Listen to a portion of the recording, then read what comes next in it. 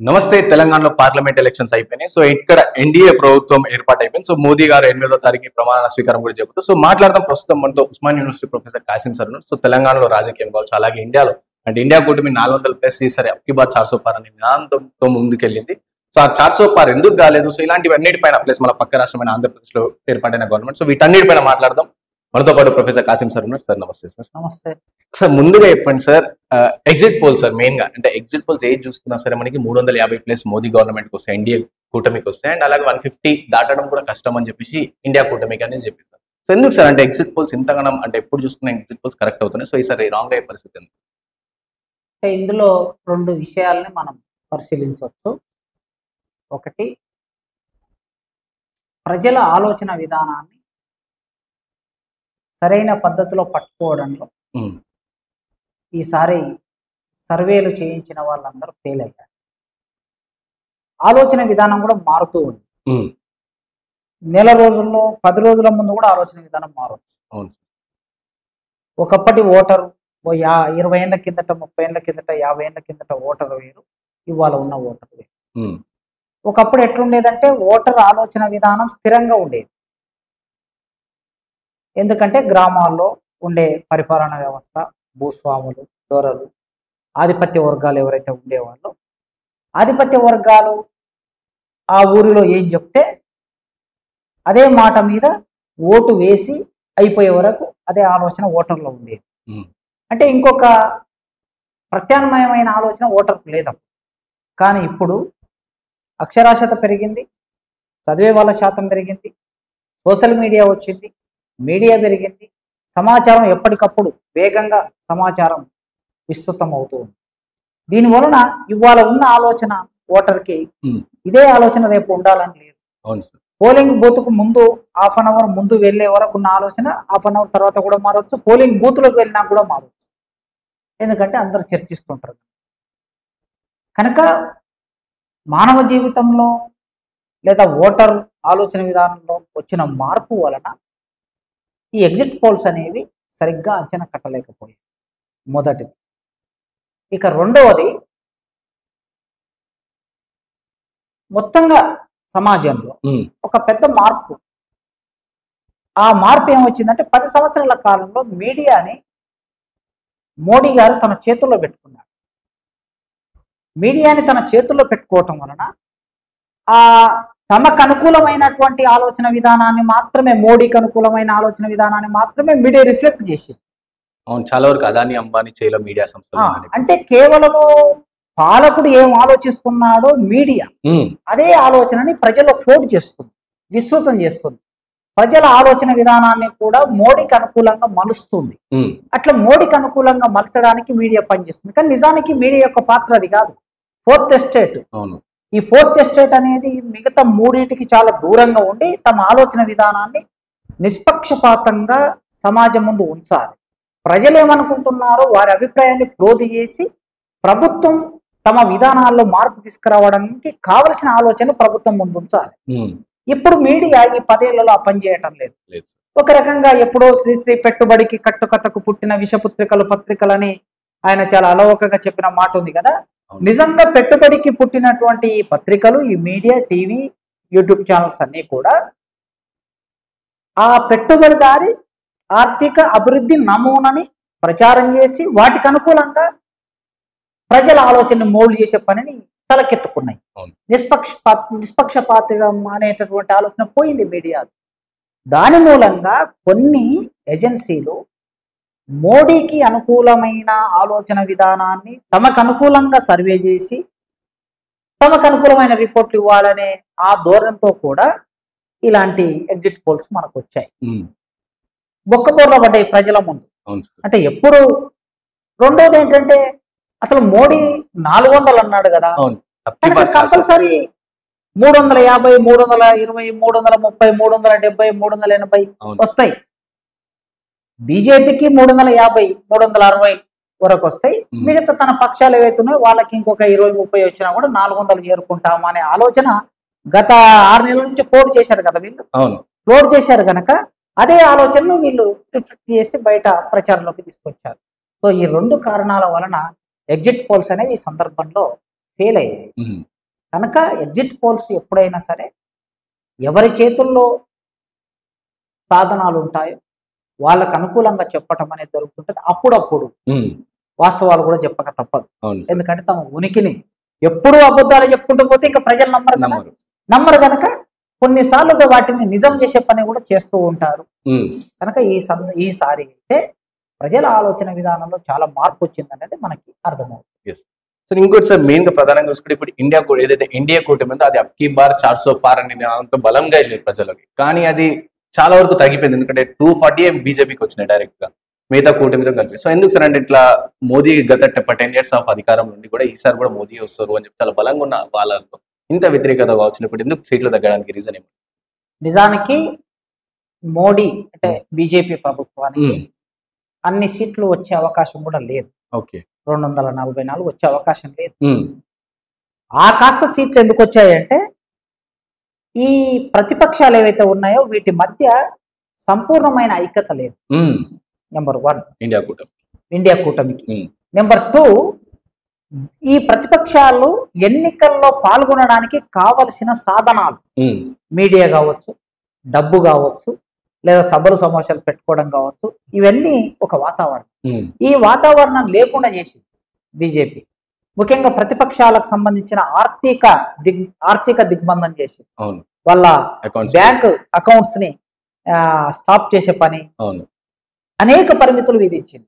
ఈ పరిమితులు ఇది ఒకటైతే, రెండోది ప్రతిపక్ష పార్టీలలో ఉండే ముఖ్యంగా కాంగ్రెస్ లో ఉండే రాజకీయ నాయకులు పోటీ చేసే స్థాయి ఉన్న వాళ్ళందరినీ ఎన్నికలకి 2 నెలల ముందు బీజేపీ తన వైపు తిప్పుకున్నది. ఇది రెండవది. మూడవది ఏమిటంటే ఆయా ప్రతిపక్షాల మధ్యన ఎక్కడికక్కడ ఏ మాత్రం చిన్న వైరుధ్యం ఉన్నా, విభేదం ఉన్నా, ఆ ఉన్న వైరుధ్యాన్ని, విభేదాన్ని ఎక్కువగా చేసి వాళ్ళ మధ్యన ఘర్షణ వాతావరణం తీసుకొచ్చే ప్రయత్నం చేసి. ఇప్పుడు ఉదాహరణకి మమత ఉన్నారు.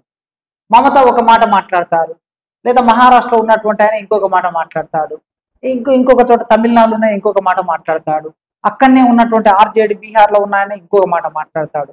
ఇట్లా వారి మధ్యన ఒక థ్రెడ్ లేదు. దీన్ని తెగ్గొట్టారు. ఈ 2-3 కారణాల వలన వీరి మధ్యన ఉండే ఈ అనైక్యత, రకరకాల సమస్యలు ఏవైతే ఉన్నాయో ఇవి ఆ కాస్త ఓట్లు పెరగడానికి, సీట్లు పెరగడానికి మూలమయ్యాయి. నిజంగా వీళ్ళు గత సంవత్సరం నుంచి ఈ 2-3 నెలల్లో చేసిన వర్క్ చేసి ఉంటే ఇవాళ కాంగ్రెస్ కు 150 సీట్లు వచ్చేవి. కాంగ్రెస్ కు 150 సీట్లు వచ్చాయి, మిగతా పార్టీలకి ఆటోమేటిక్ గా పెరిగేవి. కనుక మనం ఈ ఫలితాల సరళిని చూస్తే చాలా తక్కువ మెజార్టీతో గెలిచిన వాళ్ళు కూడా ఉన్నారు బీజేపీలో, 1000లలో గెలిచిన వాళ్ళు కూడా ఉన్నారు. అయితే ఈ కాస్త మెజార్టీ అయినా బీజేపీ 244 సీట్లను పొందగలిగింది. ఇన్ని అననుకూలతలు ప్రతిపక్షాలకు ఉండటం మూలంగా పొందగలిగింది. మరి 303 స్థానాలు ఉన్నటువంటిది ఒకేసారి ఎందుకు ఈ స్థాయికి వచ్చింది? ఇవాళ అనివార్యంగా చంద్రబాబు నాయుడు మీద, తర్వాత నితీష్ కుమార్ మీద ఆధారపడవలసిన పరిస్థితి ఎందుకు వచ్చింది అనేది మనం చూస్తే, భారతదేశంలో ఏకఛత్రాధిపత్యం అనే ఒక భావనని, అధ్యక్ష తరహా పరిపాలన అనే ఒక భావాన్ని, ఏకస్వామ్యం అనే 3వ భావాన్ని, తర్వాత రాజ్యాంగ వ్యవస్థలన్నిటిని ధ్వంసం చేయటం అనే 4వ విషయాన్ని, తమకు వ్యతిరేకంగా మాట్లాడే ప్రతిపక్ష నాయకులైనా, మేధావులైనా, ప్రొఫెసర్లైనా, కవులైనా, ఎవరైనా సరే డీసెంట్ వాయిస్ కలిగి ఉంటే కేసు పెట్టి జైల్లో పడేయటం. 2 ముఖ్యమంత్రులు ఇప్పటికీ జైల్లో ఉన్నారు. చట్టాన్ని తమ చేతుల్లోకి తీసుకొని పూర్తిగా ఆ చట్టాన్ని ఉల్లంఘించడం, ఇట్లాంటివన్నీ 10 సంవత్సరాల కాలంలో జరిగాయి. భారతదేశంలో సమాజం ఎంతో కొంత ఇంకా ఆలోచిస్తూ ఉంటుంది. ఈ ఆలోచన అనేది ఒక్కొక్కసారి చాలా వేగంగా ఉండొచ్చు, ఒక్కొక్కసారి చాలా మంద్ర స్థాయిలో ఉండొచ్చు, వేరియేషన్స్ ఉంటాయి. కానీ ఎప్పుడు ఒకే ఆలోచన విధానం, మతము అనే ఆలోచన విధానం, రామ మందిరం, హైందవం, దీని చుట్టే భారతదేశ ప్రజలని ఎన్ని రోజులు ఉంచగలం మనం? మతం అనే ఒక విశ్వాసం ప్రతి ఒక్కరికి ఉంటుంది. అది వ్యక్తిగతం, అది ఇంట్లో పరిమితమై ఉంటుంది. ఎవరు ఇష్టం వచ్చిన దేవుణ్ణి వాళ్ళు మొక్కొచ్చు. అయితే రాముడే, అయోధ్యనే, రామాలయ నిర్మాణమే ఒక ప్రధానమైన అంశంగా భారతదేశంలో తీసుకొచ్చి ఎన్నికలకు పోవాలని వాళ్ళు అనుకున్నారు. సరిగ్గా ఎన్నికలకు పోయే కొద్ది రోజుల ముందే రామ మందిరాన్ని నిర్మాణాన్ని నిర్మాణం పూర్తి చేశారు. చేసి దాదాపు 90% పూర్తి చేసి ప్రవేశం చేశారు. ఇది ఎన్నికలు ఉపయోగపడుతుంది అనుకున్నారు, ఇది ఉపయోగపడలేదు. కానీ అక్కనే ఫైజాబాద్ లో కూడా ఓడిపోవడం జరిగింది. ఎగ్జాక్ట్లీ ఫైజాబాదులోనే అక్కడ ఆనాడు ఎన్నికల్లో పోటీ చేసినటువంటి వాళ్ళు, ఈనాడు ఎన్నికల్లో పోటీ చేసినటువంటి వాళ్ళను మనం చూస్తే ఎక్కడైతే రామాలయం నిర్మాణమై ఉన్నదో ఆ రామాలయం నిర్మాణమై ఉన్న చోట, ఆ రామాలయం మీద రాజకీయాలు నడపాలని అనుకున్న చోట బీజేపీ ఓడిపోయింది. ప్రజలు ఏం కోరుకుంటున్నారు? నువ్వు రామాలయం కట్టినావు సరే, మరి రామాలయం కట్టడానికి, ఎయిర్పోర్ట్ కట్టడానికి, రవాణా సౌకర్యాలు విస్తరించడానికి మా భూములను లాక్కున్నావు. మా భూముల పరిస్థితి ఏమిటి? రాముడైతే భూమి తెచ్చేయలేడు కదా, రాముడైతే ఆకలితో ఉన్నటువంటి ప్రజలకు అన్నం పెట్టలేడు కదా, రాముడైతే నిరుద్యోగం పోయి ఉద్యోగాలు తెచ్చేయలేడు కదా. ఓకే, దేవుని మొక్కుతాం, అది కొంత మేరకు మాత్రమే. కానీ మా జీవితాల్లో ఏం మార్పు వచ్చింది అనేది ప్రతి మనిషి ఆలోచించుకుంటాడు. అవును. సో ఇంకోటి సార్, మెయిన్ గా ఈసారి చూసుకుంటే మాత్రం ఎలక్షన్ లో నార్త్ లో ఎప్పుడు కూడా నార్త్ లో మెజారిటీగా ఉంటుండే బీజేపీ, కానీ ఈసారి ఏమో సౌత్ లో కొంచెం అక్కడక్కడ సీట్లు పెరిగినాయి, కానీ నార్త్ లో మాత్రం చాలా ఒక డ్రాస్టిక్ గా తగ్గిపోయినాయి సార్. అంటే సౌత్ లో పుంజుకుంటూ నార్త్ లో తగ్గిపోయే ఛాన్సెస్ అట్లా ఏమన్నా కనిపిస్తున్నాయి? అయితే సౌత్ లో పుంజుకోవటం కాదు, ఇక్కడ భిన్నమైన కారణాలు ఉన్నాయి. ఈ భిన్నమైన కారణాలు ఉండటం వలన ఆ ప్రాంతంలోని ప్రజలు కొన్ని సందర్భాల్లో స్థానికంగా ఉండే నాయకత్వం మీద ఉండే వ్యతిరేకత, లేదా అక్కడ పోటీ చేసిన వ్యక్తులకు ఉండే మంచి పేరు కూడా ప్రధాన పాత్ర వహిస్తుంది. అట్లా చూద్దాం మనం. కేరళ ఉంది, కేరళ ఒక స్థానం అక్కడ బీజేపీ అనేటటువంటిది కాదు, పోటీ చేసిన వ్యక్తికి ఉండే ఇమేజ్ ఉంది, ఒక ప్రత్యేకమైన ఇమేజ్ ఉంది ఆయనకి. ఆ ఇమేజ్ వలన బహుశా ఆయన సినిమా యాక్టర్ కూడా అనుకుంటాను, ఆ వ్యక్తిగత ఇమేజ్ వలన ఆయన గెలిచారు. అంతే తప్ప అక్కడ బీజేపీకి అదనంగా దాని ఇమేజ్ పెరిగినట్లుగా దాన్ని మనం అర్థం చేసుకోవాల్సిన అవసరం లేదు. ఇక మనం ఒరిస్సా తీసుకుంటేనేమో బీజేపీ పూర్తిగా అసెంబ్లీ ఎలక్షన్ లో కూడా బీజేపీ గెలిచింది. కారణం ఏమిటంటే ఆయన దాదాపు 20 సంవత్సరాలుగా పరిపాలనలో ఉన్నాడు, సుదీర్ఘకాలంగా పరిపాలనలో ఉన్నాడు. ఈ సుదీర్ఘకాలంగా పరిపాలన ఉండటం మూలంగా సహజంగా ఉండే వ్యతిరేకత, ప్రజా వ్యతిరేకత ఉంటుంది. అది ఒకటైతే, రెండోది అక్కడ ఆదివాసులు ఎక్కువగా ఉండే ప్రాంతం. ఆ ఆదివాసులకు సంబంధించిన ప్రాంతాల్లో ఖనిజ సంపదకి దోపిడీ చేయడానికి అనేక కంపెనీలు వెళ్ళి తవ్వకాలు జరిపి, ఆ తవ్వకాలు జరుపుతున్న క్రమంలో ఆదివాసులు చేస్తున్న పోరాటాలు కూడా ఉన్నాయి. ఆ పోరాటాలని దుర్మార్గంగా అణిచివేయటం, ఆ ప్రజలు నిరాశ్రయులు అయిపోవటం, ఈ వ్యతిరేకత కూడా అక్కడి ప్రభుత్వానికి ప్రధానంగా ఈ సందర్భంలో ఉపయోగపడింది. ఆ రాష్ట్రం పరంగా చూస్తే, ఇక తర్వాత తెలంగాణ రాష్ట్రానికి వచ్చి చూస్తే, ఈ తెలంగాణలో ఏం జరిగిందంటే ఇది ఒక ప్రత్యేక పరిస్థితి.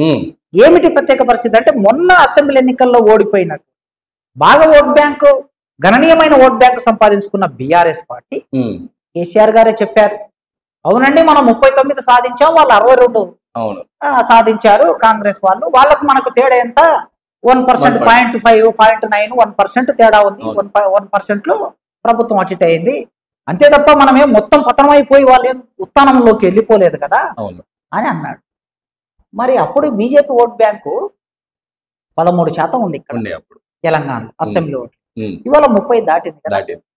మరి ఈ పరిస్థితి రావడానికి కారణం ఏమిటి? ఎవరి ఓట్లు వెళ్ళిపోయినాయంటే, మనం నియోజకవర్గాల వారిగా అంచనా వేసి చూసినా కూడా ఆయా నియోజకవర్గాల్లో, పార్లమెంట్ అసెంబ్లీ నియోజకవర్గాల్లో ఓట్ బ్యాంకు బీజేపీకి పెరిగింది, same time vote bank BRS కు తగ్గింది. అంటే బీఆర్ఎస్ ఓట్ బ్యాంకు బీజేపీ ఈ మళ్ళడానికి 2 కారణాలు ఉండొచ్చు నేను అనుకోండి. ఒక కారణం ఏంటంటే, ఇప్పుడు బీఆర్ఎస్ కు మనం వేసినాం అనుకోండి, బీఆర్ఎస్ ఎట్లా గెలవదు కదా, ఎట్లా గెలవదు కనుక కాంగ్రెస్ గెలుస్తుంది.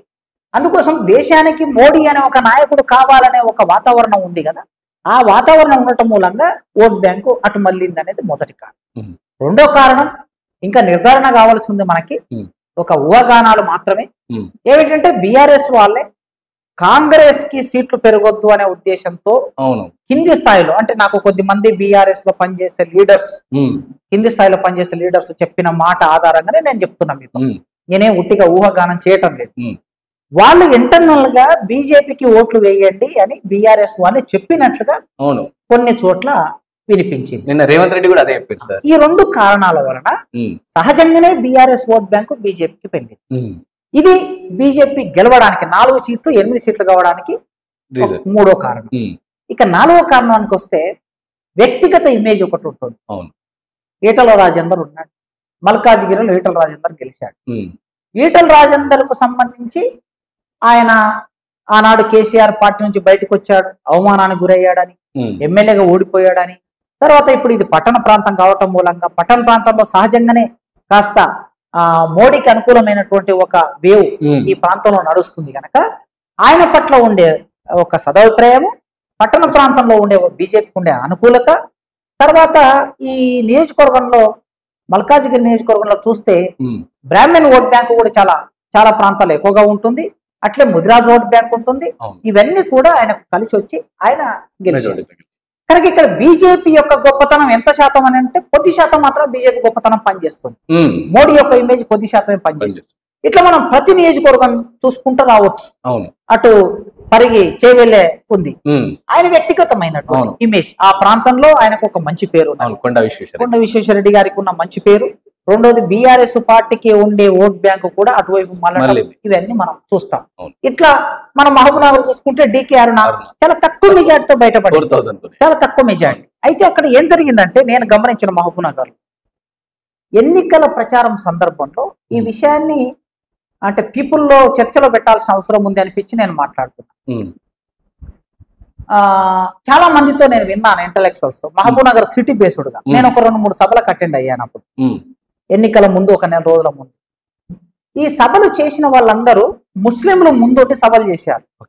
మహబూబ్ నగర్ పట్టణానికి ఒక 20-30 కిలోమీటర్ల సరౌండింగ్ లో ఉండే గ్రామాలు. ముస్లింలు ముందుండి సభలు చేసేసరికి ఆ సభల్లో కొద్దిమంది నేను కూడా పాల్గొన్నా, హరగోపాల్ గారు పాల్గొన్నారు, కోదండరాం పాల్గొన్నారు, ఇట్లా కొన్ని ఎన్జిఓలు కూడా పాల్గొన్నాయి.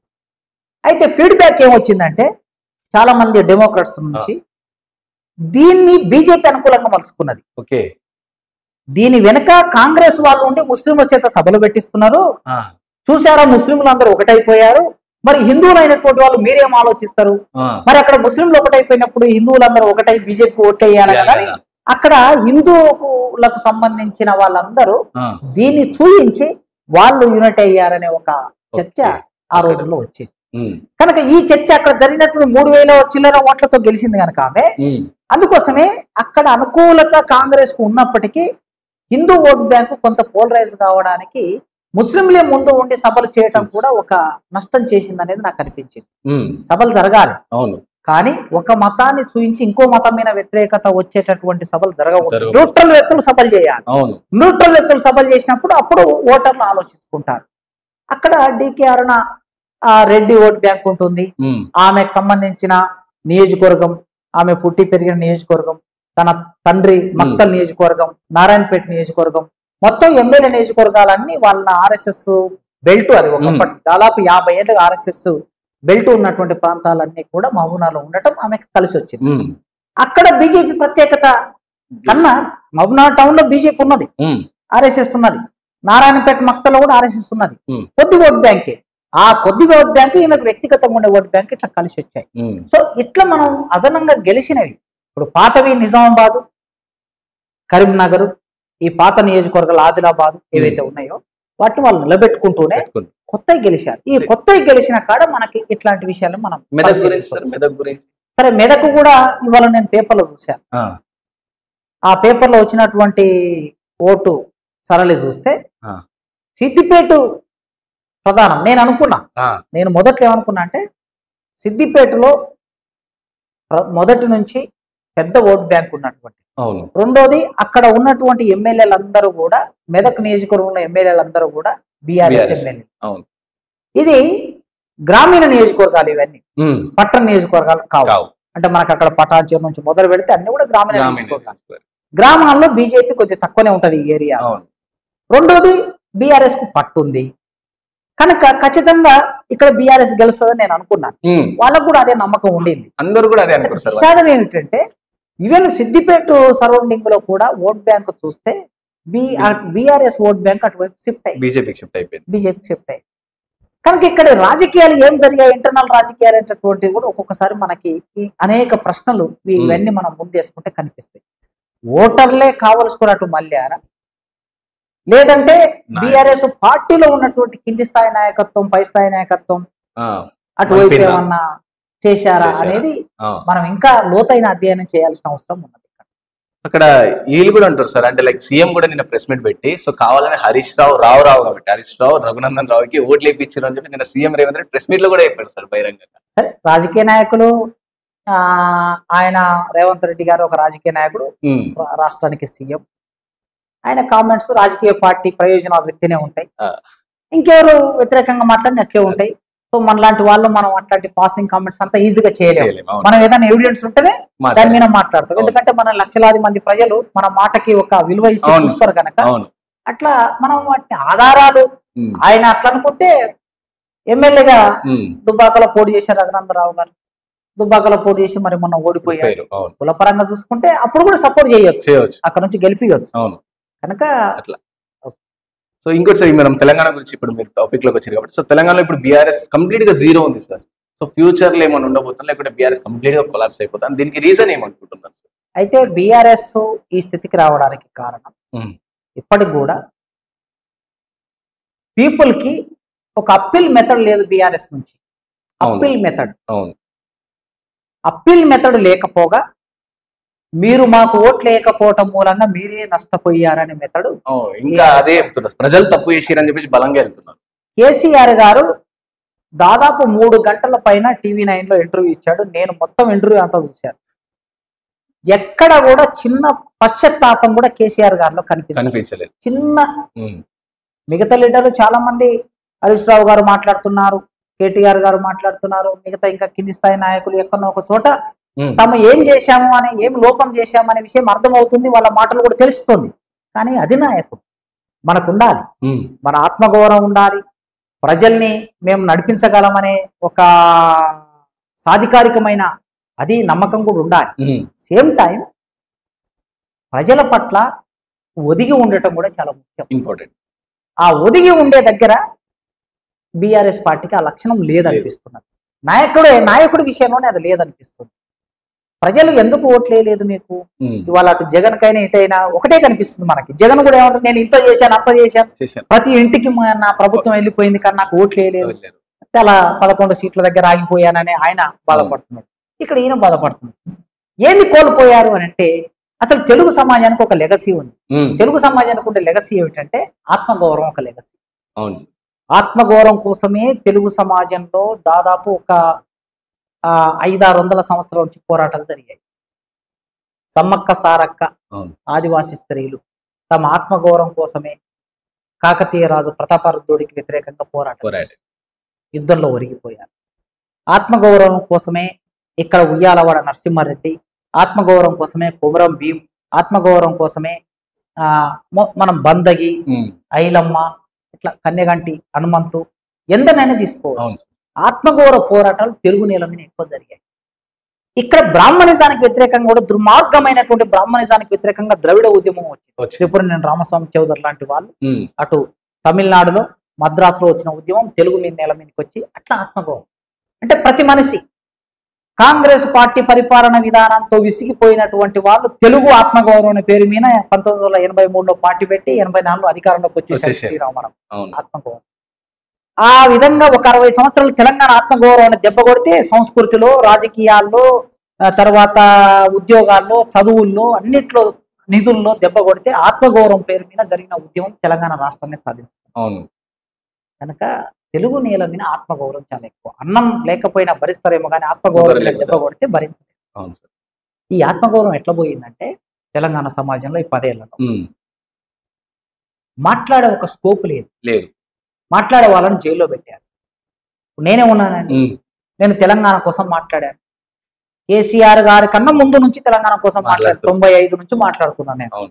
కేసీఆర్ గారు 2001 నుంచి మాట్లాడితే నేను 95 నుంచి మాట్లాడుతాను. తెలంగాణ కోసం మాట్లాడినవాడిని, తెలంగాణ సాధనలో భాగమైన వాడిని. కానీ తెలంగాణ వచ్చినాక జైలుకు పంపించారు. అవును, చాలా సార్లు చూసాం సార్, నుంచి తీసుకెళ్తుండే మిమ్మల్ని జైలుకు పంపించారు.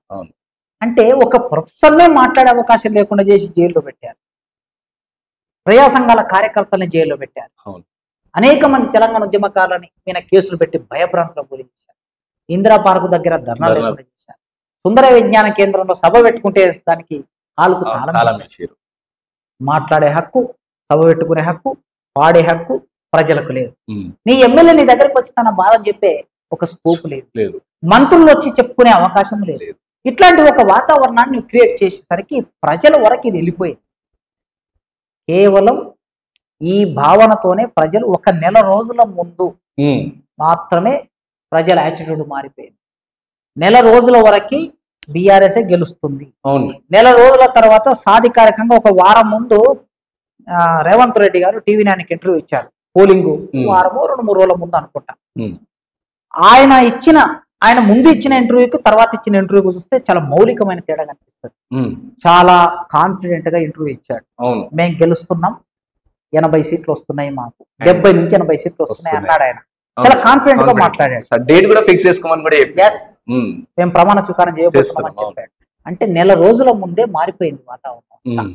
మారిపోయి టిఆర్ఎస్ అహంకారానికి అహంభావానికి వ్యతిరేకంగా ప్రజలు ఇక్కడ మోల్డ్ అయిపోయారు.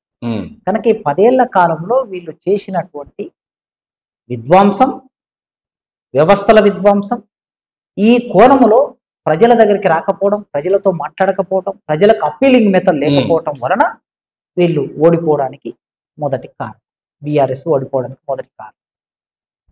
దీని నుంచి ఇక బయటపడడానికి సంబంధించి పార్టీ ఏ పార్టీ అయినా కేసీఆర్ గారు అంటున్నారు, ప్రతి ఉపన్యాసంలో చెప్తున్నాడు ఆయన, బీఆర్ఎస్ కథమైతుంది అంటారు. కథమవుతుందా? 10 ఏళ్ళు కాంగ్రెస్ అధికారం లేదు, కథమైందా? ఇట్లా చెప్తున్నాడు. నిజమే, ప్రతి పార్టీకి ఒక కార్యకర్తలు ఉంటారు, గ్రామ స్థాయి వరకు నిర్మాణం ఉంటుంది. ఆ పార్టీని కాపాడుకోవడానికి అందరూ ప్రయత్నం చేస్తారు. ఆ ప్రయత్నం చేసే క్రమంలో ప్రజలతో లేకపోతే ఖచ్చితంగా కథమైతుంది. ఇక్కడ కాంగ్రెస్ ప్రజలతో ఉంది ఎంతో కొంత.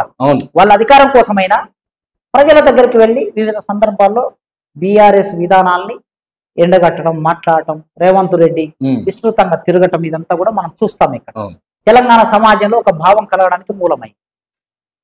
ఈ పార్టీ కూడా రేపు ప్రజలతో లేకపోతే, అప్పీలింగ్ లోకి నువ్వు రాకపోతే ఖచ్చితంగా కథం అయిపోతుంది. తెలుగుదేశం కథం కాలేదా ఇక్కడ? ఎంత పెద్ద నిర్మాణం ఉన్న తెలుగుదేశం పార్టీ తెలంగాణ ప్రాంతంలో కథమైంది కదా, కథమైంది.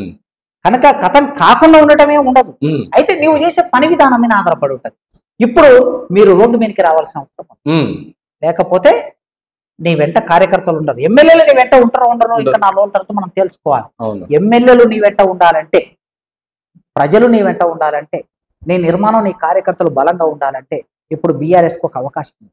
ఏం అవకాశం ఉందంటే, కాంగ్రెస్ ప్రభుత్వం రేపు తీసుకోబోయే విధాన నిర్ణయాలు ఏవైతే ఉంటాయో ఆ విధాన నిర్ణయాలని ఎండగడుతూ కరెంటు కోత మొదలయ్యింది. కరెంటు కోత నడుస్తుంది. ఎన్నికలప్పుడు కరెంటు కోతను మాట్లాడి మౌనంగా ఇంట్లో కూర్చోవడానికి ఇప్పుడు రోజు కరెంటు కోత ఉంది, రోడ్ల మీదకి రావచ్చుగా. మాట్లాడడం కాదు, పలానా ఒక మండలంలో కరెంటు పోయిందండి, రైతులకి రావట్లేదు, పలానా ఏరియాలో కరెంటు పోయింది, వెళ్ళి ధర్నాలు తీసుకోవచ్చు కదా. నీకు ఇప్పుడు ఎలక్షన్స్ లేవు కదా సార్. ఎలక్షన్స్ అంటే ఎలక్షన్స్ కోసమే మాట్లాడితే నిజంగా నీ పార్టీ ఉండదు. కనుక ప్రజా సమస్యల మీద నువ్వు ఇప్పుడు ఆనాడు నువ్వు చేసినవో నువ్వు చేయలేదు, అధికారంలో ఉండి నువ్వు చేయలేదు, అందుకే నేను ప్రజలు దింపాను. ఇప్పుడు అధికారంలో ఉన్నటువంటి ఆయన పని చెయ్యాలని నువ్వు రోడ్డు మీదకి రావాలి. విద్యారంగం ఉంది, నీ విద్యారంగంలో ఏం చేయలే, నియామకాలు చేయలే, నిధులు కేటాయించలే, 90% విధ్వంసం జరిగిన విద్యారంగం. నువ్వు ఇప్పుడు రోడ్డు మీదకి వచ్చి విద్యారంగంలో నిధులు కేటాయించు, స్కూల్ ఇప్పుడు ఓపెన్ అవుతున్నాయి కనుక మౌలిక వసతులు, ప్రతి స్కూల్కు బాత్రూమ్లు కట్టించు, ప్రతి స్కూల్కు సరిపోయిన తరగతి గదులు కట్టించు, 20,000 ఖాళీ ఉన్నాయి టీచర్ పోస్టులు వెంటనే డిఎస్సి భర్తీ చేయి, లేకపోతే యూనివర్సిటీల్లో వైస్ ఛాన్సలర్ నియామకం చేయి, యూనివర్సిటీస్లలో ఖాళీ ఉన్నటువంటి ప్రొఫెసర్ పోస్ట్ నియామకం చేయని ఒక కార్యక్రమం తీసుకోవచ్చుగా రాష్ట్ర వ్యాప్తంగా. అన్ని పట్టణాల్లో యూనివర్సిటీలు ఉన్న చోట యూనివర్సిటీ ప్రోగ్రాం తీసుకో, గ్రామాలు ఉన్న చోట ఎక్కడెక్కడైతే పాఠశాలలు పెద్ద పెద్ద పాఠశాలలు ఉంటే పాఠశాలలు ఉన్న చోట గ్రామాల్లో కార్యక్రమం తీసుకుంటే ఏమవుతుందంటే ప్రజలు మొబలైజ్ అవుతారు. మొబలైజ్ కావటం మూలంగా ఒక రకమైన పొలిటికల్ యాక్టివిటీ ఉంటుంది. అప్పుడు ఎమ్మెల్యేలు కూడా నీతో గట్టిగా, రేపటి నాడు ఒకవేళ ఎమ్మెల్యేలు అటు దుంకుదామన్నా కూడా మనం అటు దుంకుతే ప్రజలు మన వీపు వలగొడతారనేటువంటి ఒక భయం ఉంటుంది. అందుకే బీఆర్ఎస్ పార్టీ గ్రాస్ రూట్ లోకి వచ్చి ఇప్పటికైనా కేసీఆర్ గారు ఆయన చేసిన తప్పిదాలు, తెలంగాణ ఆత్మగౌరవాన్ని నేను దెబ్బతీశాను, తెలిసో తెలియక, తెలంగాణ ప్రజలారా నాతో మీరు 10 ఏళ్ళ నుండి ఉద్యమం చేశారు, నా పరిపాలనలో 10 ఏళ్ళు ఉన్నారు, 20 ఏళ్ళు మీరు నాతో ఉన్నారు, కనుక నేను మీతో ఉంటాను. నా ప్రజలారా నేను చేసిన తప్పుని క్షమించమని కోరుతున్నానని అప్పీల్ చేస్తే ఏమైతుంది? అహంకారం. కనుక ఇట్లా అప్పీల్ చేసి ప్రజలలోకి వస్తే ఖచ్చితంగా పార్టీ బతుకుతుంది. ఉండాలి పార్టీ, రేపు బీజేపీ అధికారంలోకి వచ్చింది. బీజేపీ విధానాల వలన తెలంగాణ సమాజంలో జరిగేటటువంటివి చాలా రకాల విధ్వంసం జరిగింది గతంలో, ఇప్పుడు కూడా జరుగుతుంది. మతం పేరు మీద చేసే రాజకీయాలు కావచ్చు, మనుషుల మధ్య విద్వేషం సృష్టించడం కావచ్చు, లేదా రాజ్యాంగ యంత్రాంగాన్ని, ప్రభుత్వ యంత్రాంగాలని అన్నిటినీ కొలాప్స్ చేయటం కావచ్చు, ఈ విధానాలన్నిటి మీద బీజేపీ బీఆర్ఎస్ పోరాటం చేయాలి. కనుక ప్రజలతో ఉండి పోరాటం చేసే ఏ పార్టీనైనా సరే ప్రజలు తమ కడుపులో పెట్టుకుంటారు, అన్నం పెట్టి సాదుకుంటారు. టీఆర్ఎస్ అట్లే సాదుకున్నారు కదా. 8 సీట్లు ఉన్న టీఆర్ఎస్ తర్వాత పెరిగినాయి, ఆ తర్వాత అధికారంలోకి వచ్చింది, మంచి అధికారాన్ని ఇచ్చారు. మళ్ళీ 2019-18లో జరిగినటువంటి ఎలక్షన్ లో ఇంకా ఎక్కువ సీట్లు ఇచ్చారు. ఎందుకు ఇచ్చారు? నీకు ప్రజలతో నీవు ఉంటావనే ఉద్దేశంతో ఇచ్చారు. కనుక నీవు మళ్ళీ ప్రజల దగ్గరికి రా, మళ్ళీ రేపు రాబోయే ఎన్నికల్లో ఖచ్చితంగా దానికి అవకాశం. లేదంటే ఏమవుతుంది? ఒక ప్రమాదం ఉంది తెలంగాణకి. ఒక రాజకీయ శూన్యత ఏర్పడుతుంది. ఈ రాజకీయ శూన్యత ఇప్పటికీ ఏర్పడింది. ఈ రాజకీయ శూన్యతలోకి బీజేపీ ఎంటర్ అవుతుంది. బీజేపీకి ఎందుకంటే దానికి ఒక యంత్రాంగం ఉంది, దానికి సంఘ పరివార శక్తులు ఉన్నాయి. ఈ సంఘ పరివార శక్తులు నిర్మాణాత్మకంగా పనిచేస్తూ ఉంటాయి. ఈ పని విధానం వల్ల అయితే ఎక్కడైతే టీఆర్ఎస్ అక్కడ నుంచి వెళ్ళిపోతుందో ఆ గ్యాప్ లోకి బీజేపీ. కనుక నెక్స్ట్ వచ్చే ఎమ్మెల్యే ఎలక్షన్ల నాటికి, ఇంకో 5 ఏళ్ల నాటికి, లేదా రేపు జరగబోయే పంచాయతీ ఎలక్షన్ నాటికి ఇక్కడ బీజేపీ బలపడే అవకాశం ఉంది. దాని వలన మొత్తం సమాజానికి నష్టం జరుగుతుంది. ఇప్పటికే గ్రామాల్లో, నేను చాలా గ్రామాల్లో వస్తున్నటువంటి నివేదికలు చాలా చోట్ల నుంచి సర్పంచులు, ఎంపీటీసీలు చెప్తూ ఉన్నారు. 20 ఓట్లు 30 ఓట్లు బీజేపీకి ఒకప్పుడు పడుతూ ఉండేవి. అక్కడ బీజేపీ వాళ్ళు ఎప్పటికీ వేసే కార్యకర్తలు కొందరు ఉంటారు. కానీ అదే మొన్న ఎంపీ ఎలక్షన్ లో బీజేపీకి 500 ఓట్లు, 700 ఓట్లు, 1000 ఓట్లు పెరిగాయి. 20 ఓట్లు ఉన్న చోట 500 ఓట్లు పెరిగాయి. మా ఊర్లో 30 ఓట్లు పడి, పెద్ద గ్రామ పంచాయతీ మా లింగాల మండలం అంబట్పల్లి విలేజ్, 20-30 ఓట్లు పడి, మా అంటే 100 ఓట్లు పడి, మొన్న 700 ఓట్లు పోలైంది బీజేపీ. అంటే మారుమూల గ్రామాల్లోనే బీజేపీ పుంజుకుంటే చాలా గ్రామాల్లో పుంజుకున్నది, 1000 ఓట్లలోకి వచ్చేసింది. కనుక బీఆర్ఎస్ ఒకవేళ పారిపోతే మాత్రం ఆ గ్యాప్ లోకి వీళ్ళు రేపు స్థానిక ఎన్నికల్లో కూడా బీజేపీ తన ప్రాబల్యాన్ని పెంచుకునే ప్రమాదం ఉంది. దాని వలన ఒక మత భావజాలం కలిగిన పార్టీ పుంజుకుంటే తెలంగాణ సమాజం, లౌకిక భావన కలిగిన తెలంగాణ సమాజం, అనేక పోరాటాలు నడిచిన తెలంగాణ సమాజం, వర్గ పోరాటాలు నడిచిన తెలంగాణ సమాజం నష్టపోయే అవకాశం ఉంది. కనుక ఇప్పటికైనా బీఆర్ఎస్ అండ్ కేసీఆర్ గారు నాయకత్వంలో ఉన్న కేసీఆర్ గారు, మీరు మీ పశ్చాత్తాపాన్ని, మీ తప్పుల్ని నిజాయితీగా ప్రజల ముందు ఒప్పుకోండి. మీరు చేశారు తప్పులు, ప్రజల ముందు ఒప్పుకోండి. ప్రజలు మిమ్మల్ని క్షమిస్తారు, కడుపులో పెట్టుకుంటారు. సో ఇప్పటివరకు ఉన్న కాంగ్రెస్ ప్రభుత్వం, అంటే బీఆర్ఎస్ వద్దనుకో కాంగ్రెస్ ప్రభుత్వం అధికారంలోకి వచ్చింది. సో ఎలా ఉంది సార్? అంటే 6 నెలల వ్యవధి నడుస్తుంది, ఎప్పుడు అడిగినా లేకపోతే ఎలక్షన్ కోడ్ ఉంది అన్నట్టు. సో ఏదైనా చేస్తారన్నట్టు అనిపిస్తుందా ఫ్యూచర్ లో? ఎస్పెషల్లీ మన విద్యారంగం, ఎందుకంటే చాలా వరకు విద్యారంగం నాశనం. అయితే ఇంకొక 2-3 నెలల తర్వాత మీతోనే మాట్లాడతా వివరంగా. ఇప్పుడు ఎందుకంటే రేవంత్ రెడ్డి గారు ఎలాంటి పాలసీ తీసుకోలేదు, విధాన నిర్ణయం ఏం తీసుకోలేదు. ఏ విధాన నిర్ణయం తీసుకోకుండా పుట్టిగా మాట్లాడితే, నేను మాట్లాడితే అంత బాగుండదు. కనుక 2 నెలల్లోనే మాట్లాడతా చాలా వివరంగా రేవంత్ రెడ్డి గారి పరిపాలన ముందు మనం డిస్కషన్ పెట్టుకుందాం. ఓకే సార్, ఇంకోటి, ఈ రీసెంట్ గా జరిగిన ఎలక్షన్స్ లో ఏపీలో చంద్రబాబు గెలిచారు. సో వాళ్ళు బీజేపీకి సపోర్ట్ చేయాల్సిన పరిస్థితి ఏర్పడింది, ఎందుకంటే బీజేపీ తలకాయ ఇప్పుడు చంద్రబాబు చేయలు ఉన్నదని కూడా చెప్పొచ్చు. సో అలాంటిది మన తెలంగాణలో కూడా 8 ఎంపీ సీట్లు బీజేపీ గెలుచుకుంది. సో ఏదైనా కేంద్ర మంత్రి పదవులను టీడీపీనేమో 4 ఎక్స్పెక్ట్ చేస్తుందంట. అండ్ ఈ నేపథ్యంలో మన తెలంగాణకి ఏమైనా వచ్చే ఛాన్సెస్ ఉన్నాయి కేంద్ర మంత్రి పదవులు, లేకుంటే అటు వెళ్ళిపోయే ఛాన్సెస్? అయితే ఒకప్పుడు బీజేపీ మిత్రపక్షాల సపోర్ట్ అవసరం లేకుండా ఉండింది కనుక సరే వాళ్ళకు ఒక్కొక్క మంత్రి పదవి ఇస్తూనే ఎక్కువగా మంత్రి పదవులు అన్నిటి వీళ్ళే పంచుకున్నారు. అవును. అయితే ఇప్పుడు మారిపోయింది పరిస్థితి. ప్రతి చిన్న పార్టీ కూడా బీజేపీని భయపెట్టే పరిస్థితి ఉంది. అవును. ముఖ్యంగా అటు నితీష్ కుమార్, చంద్రబాబు నాయుడు పెద్ద పార్టీ. అందుకోసం వీళ్ళని సాటిస్ఫై చేస్తూనే తెలంగాణ ఏంటంటే వాళ్ళకు ఒక లక్ష్యం ఉంది, తెలంగాణలో అధికారంలోకి వస్తాము అని. ఇప్పుడు కేరళలో అధికారంలోకి రాలేరు వాళ్ళు, కనుచూపు ఉన్నారు. తమిళనాడులో అధికారంలోకి రాలేదు. సరే, కర్ణాటకలో కొంత అవకాశం, ఇక మిగిలింది తెలంగాణ, ఆంధ్రప్రదేశ్. ఆంధ్రప్రదేశ్ లో కూడా ఇప్పుడు అధికారంలోకి వచ్చే పరిస్థితి. మొన్న అలయన్స్ పెట్టుకున్నారు కనుక 8 సీట్లు ఏమో అసెంబ్లీ సీట్లు వచ్చినాయి. అయితే వాళ్ళకి చాలా నమ్మకంగా బలంగా అధికారంలోకి వస్తాం అనుకునే ప్రాంతం తెలంగాణ. పైగా తెలంగాణలో ఇప్పుడు 30% పైగా ఓట్ బ్యాంక్ పెరిగింది. అందుకోసం ఈ తెలంగాణ మీద కాన్సన్ట్రేషన్ చేస్తారు వాళ్ళు. ఇక్కడ మంత్రులని పోయినసారి ఒక మంత్రి ఉన్నాడు, బహుశా నేను అనుకోవడం ఈసారి ఇంకొకరికి కూడా ఇవ్వచ్చు, బీసీ నాయకులకు ఇవ్వచ్చు ఈసారి. అంటే మోదీ గారు కూడా లాస్ట్ టైం బీసీ సీఎం ఒకేలా తెలంగాణ బహుశా ఈటల రాజేందర్ కి ఒక సాఫ్ట్ కార్నర్ ఫేస్ ఉంది గనక, బీజేపీ కరడు కట్టిన బీజేపీ అనే ఫేస్ లేదు గనక ఈటల రాజేందర్ కి ఈసారి మినిస్ట్రీ ఇచ్చే అవకాశాలు ఉండొచ్చు ఎవరికైనా. అయితే తెలంగాణను వదులుకొని పూర్తి ఆంధ్రప్రదేశ్ కి ఇస్తారని అయితే నేను అనుకోవటం లేదు. వాళ్లకు టార్గెట్ కనుక ఖచ్చితంగా తెలంగాణకి మంత్రి పదవులు ఉంటాయి. ఇంకోటి సార్, ఇప్పుడు ఎన్డీఏ ప్రభుత్వం అధికారంలోకి వచ్చింది అండ్ మోదీ గారు ప్రమాణ స్వీకారం కూడా డేట్ ఫిక్స్ అయిపోయింది. సో ఎలా ఉండబోతుంది సార్? గత 10 సంవత్సరాలు మనం చూసినాం. ఇంకోటి ఈసారి అధికారం 3.0 అప్కివారు మోడీ గారికి ఇస్తే మాత్రం చాలా పెద్ద పెద్ద నిర్ణయాలు తీసుకుంటాను అని చెప్పి దేశ చరిత్ర భవిష్యత్తును మార్చే నిర్ణయాలు తీసుకుంటాను చాలా సందర్భాలు కూడా చెప్పడం జరిగింది మోదీ గారు.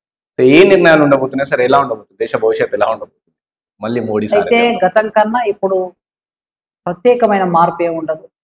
మోడీ పరిపాలన, బీజేపీ పరిపాలన, వారి ఆర్థిక విధానం పెట్టుబడిదారి ఆర్థిక అభివృద్ధి నమూనా వాళ్ళది ప్రజల అభివృద్ధి నమూనా కాదు, పెట్టుబడిదారి ఆర్థిక అభివృద్ధి నమూనా. కనుకనే భారతదేశంలో అంబానీ, అదానీ లాంటి వాళ్ళ పెట్టుబడిదారులకి ఈ దేశంలో ఉన్న సంస్థలన్నిటిని వాళ్ళ చేతుల్లో పెట్టారు. టెలికాం రకరకాల సంస్థలు పోయినాయి. అదే విధంగా బహుళజాతి కంపెనీలు, అమెరికాలో ఉండే పెట్టుబడిదారి సంస్థలు బహుళజాతి కంపెనీలు ఎట్లా ఆపరేట్ చేస్తే ఇక్కడ ఆ విధంగా ఆపరేట్ అవుతుంది. అందుకోసం ఇది కనీసం మాట వరుసకైనా కాంగ్రెస్ గవర్నమెంట్ కి నెహ్రూ గారు బతుకున్న రోజుల్లో ఏముండేది, సోషలిస్ట్ అభివృద్ధి నమూనా అనేది ఒక అవగాహన వాళ్ళకి. కాంగ్రెస్ గవర్నమెంట్ 1970ల వరకు, ఆ తర్వాత ఎంతో కొంత ప్రజలకి దగ్గరగా ఉండాలనే కొంత ఆలోచన చేయగలిగిన లీడర్లు కాంగ్రెస్ లో ఉన్నారు పాత తరం. దాని వలన భిన్నంగా ఉంటుంది. కానీ బీజేపీ అభివృద్ధి నమూనానే వాళ్ళు చాలా స్పష్టంగా గోల్వాల్కర్ రాసినటువంటి దాంట్లో పెట్టుబడిదారులని ఆధారం చేసుకొని పరిపాలన జరగాలి, దేశం పెట్టుబడిదారులకు అనుగుణంగా అభివృద్ధి నమూనాను తయారు చేయాలి, గ్రామీణ వ్యవసాయ రంగాన్ని, పారిశ్రామిక వ్యవసాయ రంగాన్ని అట్లా తీర్చిదిద్దాలనేది వాళ్ళకున్న ఐడియాలజీ. ఐడియాలజీ ప్రకారమే ఈ 10 సంవత్సరాల కాలంలో పనిచేశాడు ఆయన. కనుకనే కొన్ని వందల ప్రభుత్వ రంగ సంస్థలు మూసివేసి. ఎప్పుడైనా ఒక దేశం బాగుపడాలంటే ఏం జరగాలి? ప్రభుత్వ రంగ సంస్థలు పెరగాలి. పెరిగితే ఏమవుతుంది? ప్రభుత్వమే వస్తువును ఉత్పత్తి చేసి ప్రభుత్వమే సేవలు అందిస్తుంది, ఉచితంగా అందిస్తుంది. అది సామాన్యులకి, పేదలకి ఉచిత సేవలు అందుతాయి. ప్రైవేట్ వాడి చేతిలోకి ఒక సంస్థను ఇచ్చిన తర్వాత ప్రైవేట్ వాడు ఉచితంగా ఎందుకు చేస్తాడు? డబ్బులు తీసుకొచ్చేస్తాడు. కనుక పేదవాళ్ళకి అది ఏమవుతుందంటే భారం. ఆయన రద్దు చేసిన పెద్ద నోట్లకు సంబంధించింది ఆయన తీసుకున్న ప్రతి నిర్ణయం ఏదైనా సరే ఈ కాలంలో చూస్తే ఎక్కువ మేరకి పెట్టుబడిదారులకి అనుకూలంగా ఉండే ఆలోచన విధానాన్ని చేశాడు భారత్. ఇప్పుడు మారుతుందని నేను అనుకోను. భారతదేశంలో ఉండే ఖనిజ సంపదని ఛత్తీస్గఢ్, జార్ఖండ్, ఒరిస్సా, దండకారణ్యం అడవిలో ఉండే ఖనిజ సంపదని వేదాంత, ఎస్ఆర్, జిందాల్ ఈ కంపెనీలకి అప్పచెప్తున్నాడు ఆయన. అప్పచెప్పడం కోసం అక్కడ చేస్తున్న ప్రజలు చేస్తున్న పోరాటం, ఆదివాసులు చేస్తున్న పోరాటాన్ని రక్తటేరులో ముంచుతున్నారు. లక్షలాది మంది పారామిలిటరీ బలగాలను అక్కడ దింపేసి మావోయిస్టులను ఊచకొత కోసుకుంటారు. మావోయిస్టులు తమ వ్యక్తిగతం కోసం పనిచేయట్లేదు. మావోయిస్టులు భారతదేశంలో తమ ఉనికి కోసం పనిచేయటం లేదు. మావోయిస్టులు భారతదేశ సంపదను కాపాడడం కోసం పనిచేస్తారు. తమ జీవితాన్ని, తమ కుటుంబాలని వదిలేసి ప్రజలు విముక్తి కావాలని, దేశం బాగుపడాలని, సంపద అందరికి సమానంగా అందాలని పోరాటం చేస్తారు. అట్లా పోరాటం చేస్తున్న వాళ్ళు ఖనిజ సంపదని దేశానికి ఉండాలి, భవిష్యత్తు తరాలకు ఉండాలని వాళ్ళు ఆలోచిస్తుంటే ఈ ఖనిజ సంపదని విదేశీ కంపెనీలకి దారదత్తం చేసే విధానం నీకుంది. కనుక ఇంతకన్నా భిన్నంగా ఇప్పుడు రాబోయే కాలంలో ఉంటుందని నేనేం అనుకోవటం లేదు. దీన్ని అడ్డుకునే ఆలోచన వాళ్ళ మిత్రపక్షాలకు కూడా లేదు. అలయన్స్ లో ఉండి చంద్రబాబు నాయుడు విధానం ఏంటో మనందరం తెలుసు. ఆంధ్రప్రదేశ్ రాష్ట్రాన్ని ప్రపంచీకరణలో భాగంగా తీసుకెళ్లిపోయాడు, గ్లోబలైజేషన్లోకి తీసుకెళ్లిపోయాడు. విజన్ 2020 పేరు మీద ఇక్కడ విద్యారంగము, ఇక్కడ పారిశ్రామిక రంగం, వ్యవసాయ రంగాన్ని ధ్వంసం చేశాడు ఆయన. ఆయన ముఖ్యమంత్రి ఉన్న రోజు ఆయన అభివృద్ధి నమ్మున పెట్టుబడిదారుల అభివృద్ధి నమ్మునని, నితీష్ కుమార్ అభివృద్ధి నమ్మున పెట్టుబడిదారుల అభివృద్ధి నమ్మునని. నిజానికి నితీష్ కుమార్ వచ్చింది సోషలిస్టు భావాలతో వచ్చాడు ఆయన సోషలిస్టు భావాలతో, రామ్ మనోహర్ లోహియా వారి ప్రభావంతో వచ్చినటువంటి వాడు. కానీ ఆయనకి ఇప్పుడు ఏ విధానం లేదు. ఆయనకు ఒకటే విధానం ఏంటంటే ముఖ్యమంత్రిగా ఉండటం ఒకటే విధానం. అందుకోసము ఆయనకు అయినా ఈయనకైనా చంద్రబాబు వీళ్ళిద్దరు సపోర్ట్ తో వాళ్ళు అధికారంలో ఉంటారు కనుక మోడీ గారికి ఉండే స్వయంగా ఉండే అభివృద్ధి నమూనా పెట్టుబడిదారులది, వీళ్ళిద్దరికి ఉండే అభివృద్ధి నమూనా పెట్టుబడిదారులది కనుక రాబోయే కాలంలో కూడా ఇదే అభివృద్ధి నమూనా కొనసాగుతుంది, ఇదే విధానాలు కొనసాగుతాయి. ప్రజలు మరింతగా పేదవాళ్ళు అయిపోయి మరింతగా చితికిపోయే ప్రమాదం భారతదేశంలో ఏర్పడుతుంది. వికసిత భారత్ కాదే, చీకటి భారత్గా మారిపోయే ప్రమాదం రానున్న కాలంలో మనకు కనిపిస్తుంది. ఇంకా చూస్తుంటే మొన్న నేను ఉత్తరప్రదేశ్ వెళ్ళాను. నాకు తెలుసు ఉత్తరప్రదేశ్లో బీజేపీకి ఒక 30-40 సీట్ల కన్నా ఎక్కువ రావనేటువంటిది నేను మార్చిలో వెళ్ళాను. ఎవరిని అడిగినా కూడా మాకు ఏమి బీజేపీ రామాలయం కడితే మాకేం వచ్చింది, రిక్షా కార్మికులకి నాకేం వచ్చింది, నా జీవితంలో మార్పు రాలే. ఒక ట్యాక్సీ డ్రైవర్ నా జీవితంలో ఏం మార్పు రాలి, నేను ఆనాడు ఎట్లున్నా ఈనాడు కూడా అట్లే ఉన్నా అనే ఆలోచన వాళ్ళలో పెరిగింది. కొంచెం వాళ్ళు కూడా ఎడ్యుకేట్ అవుతారు సార్. దాంతో పాటు మనకి కరోనా వచ్చిన తర్వాత ప్రజల జీవితాలు అతలకుతలం అయిపోయాయి. వాటిని సెట్ చేసే పని ఈ ప్రభుత్వం చేయలేదు. ఇంకా ఆ కరోనా ఎఫెక్ట్ నుంచి బయటపడలేని స్థితిలో చాలా కుటుంబాలు, విపరీతమైన పేదరికం ఉన్నది ఆ ప్రాంతాల్లో. ఇక్కడ హర్యానా కొన్ని గ్రామాలను చూస్తే, తర్వాత ఉత్తరప్రదేశ్ కొన్ని గ్రామాలను చూస్తే, ఢిల్లీ పరిసర ప్రాంతాల్లో ఉండే మనకు ప్రధానమైన ఢిల్లీ ఏదైతే ఉంటుందో అదే చాలా పార్లమెంట్ భవనం ఇవన్నీ ఉండేవి, సుప్రీంకోర్టు ఉండేవి బాగా కనిపిస్తాయి, పెద్ద పెద్ద రోడ్లు. అటు నుంచి ఒక 10 కిలోమీటర్ల లోపలికి పోతే స్లమ్స్ ఇవన్నీ. కనుక వీరి జీవితాల్లో మార్పు ఏం రాలే, వాళ్ళు సంక్షోభంలో ఉన్నారు కనుక ఇది మరింత పెరుగుతుంది. పెట్టుబడిదారి ప్రపంచమే సంక్షోభంలోకి వెళ్ళిపోతుంది, దాని నుంచి బయటపడలేక. కనుక భారతదేశం మరింత ఎఫెక్ట్ అవుతుంది. అది మనం రానున్న కాలంలో చూస్తాం. ఎట్లా సార్ మళ్ళీ ఇండియా అలయన్స్ ఏమైనా ఫ్యూచర్ అంటే ఇప్పుడు మనం చూసినాం చాలా వరకు బీజేపీకి సీట్లు తగ్గడం కావచ్చు, సో ఇండియా అలయన్స్ కి పెరిగింది. సో ఫ్యూచర్ లో ఏమైనా ఇండియా అలయన్స్ అధికారంలోకి వచ్చే ఛాన్స్ ఉందా? ఓకే వస్తే అంటే చాలా మంది ఏమంటారు రాహుల్ గాంధీ ఉన్నంత వరకు రాదు అని చెప్పి చాలా ప్రజలు కూడా అంటారు, ఎందుకంటే రాహుల్ గాంధీ మాట్లాడలేరు అట్లా ఇట్లా అని చెప్పి. ఏమైనా ఫ్యూచర్ లో ఏమైనా ఛాన్స్ ఇండియా అలయన్స్ కి? అంటే ఏదైనా సరే సమాజంలో ఇవాళ రాహుల్ గాంధీ కావచ్చు, మల్లికార్జున ఖర్గే కావచ్చు, ప్రియాంక గాంధీ కావచ్చు, మొన్న సోనియా గాంధీ కావచ్చు, ఎవరైనా సరే ప్రజలలో ఒక ప్రభుత్వ విధానాల పట్ల వ్యతిరేకత ఏర్పడినప్పుడు సహజంగా ప్రజలు ఆల్టర్నేటివ్ వైపు వెళ్తారు. అది ఆల్టర్నేటివ్ ప్రతిపక్ష పార్టీ కావచ్చు, ప్రజా పోరాటాలు కావచ్చు, ఏదైనా సరే. కనుక ఇక్కడ రాహుల్ గాంధీ ఉంటారా ఎవరు ఉంటారనే ప్రశ్న కాదు. ఆ అధికార పార్టీ తీసుకునే విధానాలు, అమలు చేసే విధానాలు, ప్రజా వ్యతిరేక విధానాలు ఉన్నప్పుడు ఈ ప్రతిపక్షం తన సరైన బాధ్యత చట్టసభ లోపల చట్టసభ వెలుపల పోషించాలి, సరైన పాత్రను పోషించాలి. అంటే రోడ్డు మీదకి వచ్చి పోరాటం చేసే పనిని చేసి ప్రజల హక్కుల కోసం వాళ్ళు ప్రజలతో మమేకమైనప్పుడు ఖచ్చితంగా లీడర్తో సంబంధం లేకుండా ప్రజలు ఆదరిస్తారు. మరి అదే రాహుల్ గాంధీ ఈ కాలంలో నాయకత్వంలో భారత్ జోడో యాత్ర చేశాడు. ఇవాళ 100 సీట్ల వరకు 99 సీట్లు వచ్చాయి కదా, అంటే వాళ్ళు దాదాపు 50 సీట్లు పెంచుకోగలిగారు. కనుక మనం ఆ పద్ధతిలో ఎప్పుడైనా సరే ప్రజలతో ఉండాలండి పార్టీలు. ప్రజల్ని వదిలేసి పట్టణాలకు పరిమితమై, ఎయిర్ కండిషన్ రూములకు పరిమితమైపోయి, లేదా మల్టీనేషనల్ కంపెనీలు వాటి ఇచ్చే డబ్బుకు ఆశపడి ఉండకుండా ప్రజలతో ఉన్నప్పుడు ప్రజలు ఆదరిస్తారనేది నాకు గట్టి విశ్వాసం. ఫైనల్ గా సార్ ఇప్పుడు మన తెలంగాణ ఉన్న ప్రభుత్వానికి ఒకవేళ మీ సైడ్ నుంచి ఏమైనా చెప్పాలనుకుంటే ఏం చెప్తారు సార్? నేనైతే ఇమీడియట్ గా ఏమనుకుంటున్నానంటే, ఇంకా టిఆర్ఎస్ ప్రభుత్వము బీఆర్ఎస్ 10 సంవత్సరాల కాలం వాళ్ళు కరెంట్లో ఏం చేశారు, తర్వాత నీళ్లు కాళేశ్వరం ప్రాజెక్టులో ఏం చేశారు, టెలిఫోన్ ట్యాపింగ్ లో ఏం చేశారు, ఇంకెక్కువ రోజులు ఈ చర్చ చుట్టూ కాకుండా మీరు వాళ్ళు అవన్నీ చేశారనే కదా దింపేసింది ప్రజలు. ఆ చర్చ చుట్టూ ఎంగేజ్ అయిపోయి కాలాన్ని వృధా చేయకుండా ఎన్నికలు అయిపోయినాయి కనుక మళ్ళీ రేపు స్థానిక ఎలక్షన్ల పేరు మీద మళ్ళీ సమయాన్ని వృధా చేయకుండా మీరు ప్రజలకు సంబంధించిన సంక్షేమ కార్యకలాపాలు ఏంటో ఆలోచించండి. ఆలోచించే క్రమంలో మొట్టమొదటి విద్యారంగం, తర్వాత వైద్య వైద్య రంగం, తర్వాత వ్యవసాయ రంగం, ఈ మూడింటి మీద దృష్టి పెట్టాడు. ఇప్పుడు పంటల కాలం వచ్చేసింది కనుక వ్యవసాయ రంగంలో ఎక్కడ కూడా రైతులు ఇబ్బంది పడకుండా కావలసిన పెట్టుబడి, నాణ్యమైన విత్తనాలు ప్రభుత్వమే సరఫరా చేసి వాళ్ళని ఆదుకోవాలి. మంచి వ్యవసాయం జరిగినప్పుడు, ఉత్పత్తి బాగా పెరిగినప్పుడు రాష్ట్రంలో ఇవాళ ఏ అప్పుల పాలైతే అయి ఉన్నదో రాష్ట్రం, అప్పు నుంచి బయటపడాలంటే మన ఉత్పత్తి పెరగాలి. కనుక దాని మీద దృష్టి పెట్టబడుతుంది. అదేవిధంగా సమాజం విజ్ఞానవంతమైన సమాజంగా మారాలంటే ఆ సమాజానికి మంచి క్వాలిటీ ఎడ్యుకేషన్, క్వాలిటీ ఎడ్యుకేషన్ ఉండాలంటే ప్రాథమిక విద్య, తర్వాత మధ్య విద్య, స్కూల్ విద్య, కాలేజ్ విద్య, యూనివర్సిటీ విద్య, ఇవన్నీ ఈ 10 ఏళ్ల కాలంలో చాలా డిస్టర్బ్ అయి ఉన్నాయి కనుక మీరు ఇమీడియట్ గా వీటి మీద దృష్టి పెట్టి ఒక కమిటీ, దేనికి దానికి ఒక కమిటీలు వేసి, నిపుణులైన వాళ్ళతో కమిటీలు వేసి పని వేగవంతం చేయాలి. ఒక కమిటీ రిపోర్ట్ తెచ్చుకోవడం ఈ రోజుల్లో ఎంత చెప్పండి. ప్రతి ఒక్కరి చేతిలో ఫోన్ ఉంది. ఏదైనా సరే అభిప్రాయాలని 2-3 రోజుల్లో అభిప్రాయాలు సేకరించవచ్చు.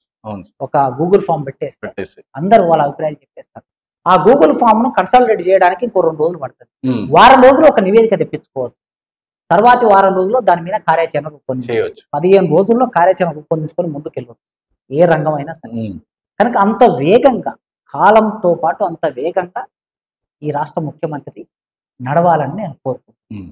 లేకపోతే సమయం వృధా అవుతుందని. కానీ మన తెలంగాణ ఇప్పుడున్న ఆర్థిక పరిస్థితుల్లో మాత్రం బంగారు బిందె అనుకున్నా కానీ లంక బిందె అయిందని రేవంత్ రెడ్డి చెప్పారు. సో ఇప్పుడున్న ఆర్థిక పరిస్థితులు ఇవన్నీ సాధ్యమవుతాయి అంటారు సార్? అందుకే సాధ్యమయ్యే పనులే చేయాలి, సాధ్యమయ్యే పనులే హామీ ఇవ్వాలి. సాధ్యము కాని విషయాలని హామీ ఇచ్చి బోల్తపడేదానికన్నా, సవాలు తీసుకునేదానికన్నా సెలెక్ట్ స్మాల్ టార్గెట్ అని కంప్లీట్ ఉండాలి ఎప్పుడైనా. అది ప్రజలకు తెలిసిపోతుంది. వెంటనే చిన్న టార్గెట్ తీసుకున్నాడు, వెంటనే కంప్లీట్ చేశారు అనేది ఉండాలి. వాయిదా వేస్తే ఏమవుతుందంటే ఇదే వ్యతిరేకత వస్తుంది. కనుక మరి మీరు ఏవైతే 7 గ్యారెంటీలు ఇచ్చారో, 6 గ్యారెంటీలు, 7వది ప్రజాస్వామ్యం, 7వ గ్యారెంటీ ఇచ్చారు, అవన్నీ ఎట్లా అమలు చేస్తారనేది మీ కార్యాచరణ మొదలు పెడితే బాగుంటుంది అనేది కోరుకుంటున్నాను. సో చూసారు కదా, ఇది స్పెషల్ ఇంటర్వ్యూ అనమాట. రేపు మరో ఇంటర్వ్యూతో మళ్ళీ మేము చూస్తున్నాం. అప్పుడు చూస్తున్నాండి. బాయ్.